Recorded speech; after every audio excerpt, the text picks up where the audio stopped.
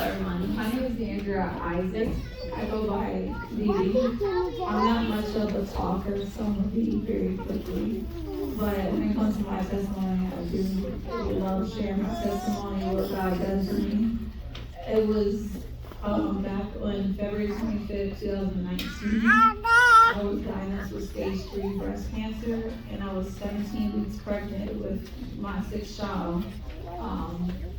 I found the lump myself, and it was back in November, and I was watching TV and I felt the lump, and I paid it online, but I was like, oh, it's just a lump, it's not that serious. So I went to blood scan to the pharmacy. They could check to see what was wrong.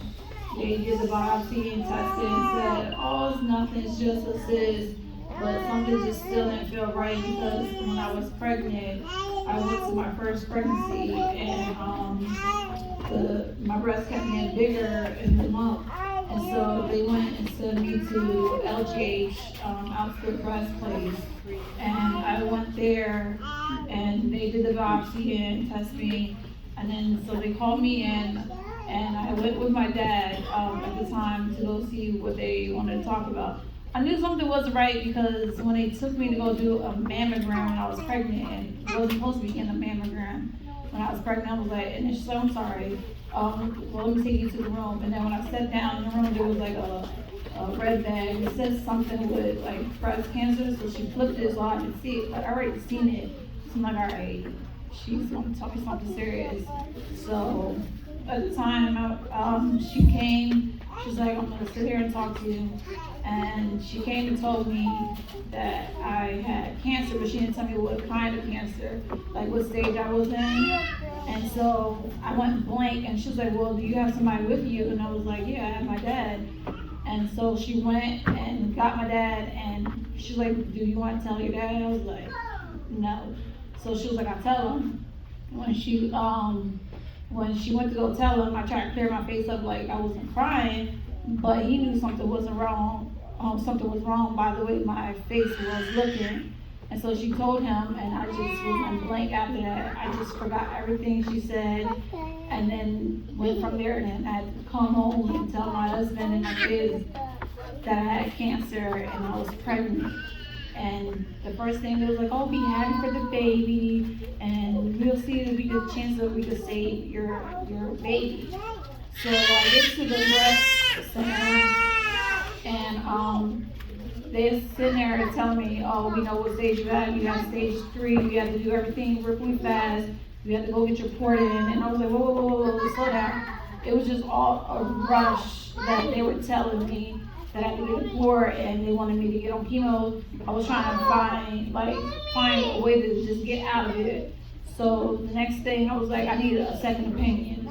And so when I asked for a second opinion, I asked for a third opinion. So I went off for a second and third opinion, and it came back, I had stage 3 breast cancer, and it was a high risk one. And they was telling me, well, if you want to get cured of this cancer right away, it's curable, you have to either abort your child, or you can do chemo and keep your child and risk of your child might not make it or survive. And I was like, no, I'm not going to abort my child, and I'll take the chemo and take the risk that I know God will keep my child in the midst of doing this chemo. So I went, I did 4 rounds of chemo with 2, one of the chemo lady, Diablo, the red dye devil, and the other one I forgot, but I did 4 rounds of chemo with my miracle child, and I had to get induced at 37 weeks. But 32 weeks I made history of doing my first lumpectomy at Women's and Baby Hospital with her, because they was going to do it at Minister General, but just in case she decided she wanted to come while I was in surgery. But thank God she stayed in for 37 weeks, and I wound up giving birth to a healthy baby girl. And her name is Adelaide. And she was a healthy 3-year-old before she turned 4. And I thank God for my miracle baby, because if it wasn't for her, I would never knew I had breast cancer and took it very serious. So I gave birth to her and went right back into doing chemo for 4 more weeks. I was supposed to do 6 But since the cancer worked the first round when I was pregnant with her, I had the first dose of the treatment. It was shrinking, and the doctor was like in belief because this cancer was growing so fast that it shrunk. So when I went to go get the lumpectomy, they went to go expecting to take the cancer out, and they found no cancer or no tumor in there at all. And so I thank God for that. But I did 4 rounds after that, and then I had to do 30 days of radiation, which was the hardest thing I had to do, to leave my newborn baby at home and go every day for 10 to 15 minutes. But it was hard to do the radiation because literally I was getting my skin melt off my body, and I kept telling my husband, I was like, I can't do this. I'm gonna give up. And he kept on saying, keep on doing this. And he was like, look at your beautiful kids you have us and your family. Don't give up. And I kept pressing and pressing and pressing until I made it to December 19th. I rang the bell, and now I'm cancer free, going on 4 years in remission. God for that. Because you never know. I was thinking I was going into my 30s celebrating being 30, but here I was dealing with cancer at 29 going on 30, and now I'm standing here as a living miracle testimony with my daughter and my 7 kids, especially my 7th one. They told me that I couldn't have no more kids after my 6th child, and we were set to get my everything cleaned out, my ovaries and everything, but I went for a mammogram in 2021. And they went to go, like, by any chance you think you could be pregnant? I'm like, nah, I can't be, because all the chemo and stuff I went through, the doctor said that it was no good. So I went to go get a mammogram and get all tested to get the surgery, to get my ovaries and everything taken out. And when they went to go do the test, I found out I was pregnant. And the doctor was in shock that, how can this be that you had all this treatment and no woman, it's hard for them to get pregnant? And I'm like, it's just nothing but God. But it was crazy that I was talking to my doctor, Dr. Barbie, and telling about Christ, and because she was like, how are you so happy and positive? I'm like, because I have God. That's what's making me happy, because I was going, when I went the first day to go get treatment, old man was in there getting his treatment. He was like, you're too young to be in here. We're supposed to be in here. We're supposed to die. Because we're up in age, but you have another life. But it was hard to figure out why does God have me in there, and I understand why He had me being a light and a testimony amongst all those older people and the nurses and doctors and stuff, especially to the point where my doctor said, I want to serve the God you're serving, because I don't know how all this treatment you're having, that you're still not supposed to be here for a cancer that is supposed to be tearing up your body. You're surviving and you're making it. And you're like the only easy patient I had. She was like, you just come in here, you listen to what I got to say, you question, but then you still do it. And she was like, I'm in belief. She was like, I'm shocked.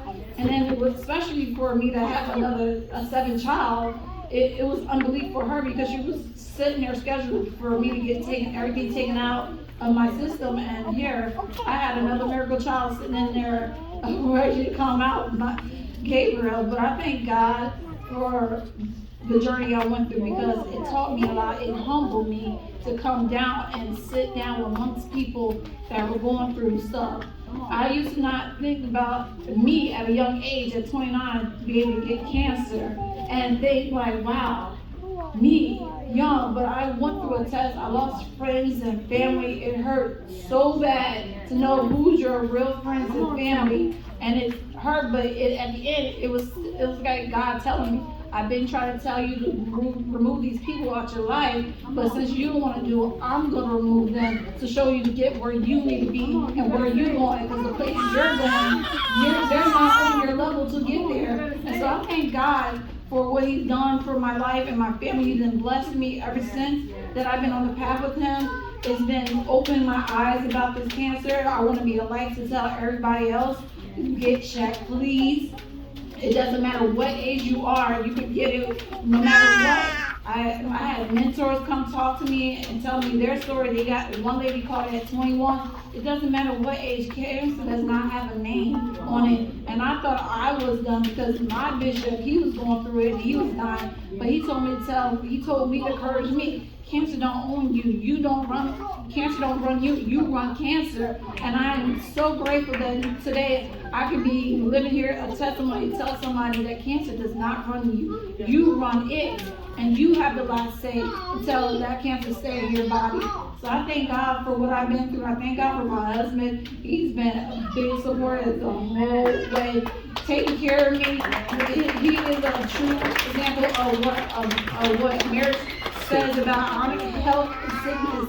I just thank God for him cleaning me, washing me, bathing me. When I feel like giving up, he sit there and take care of me.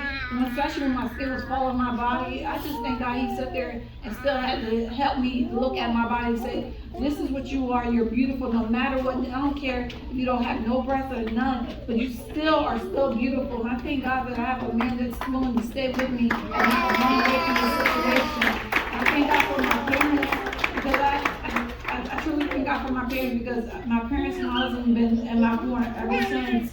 And I thank God for the ones that reached out to me when I was going through. I really thank God. That's my testimony.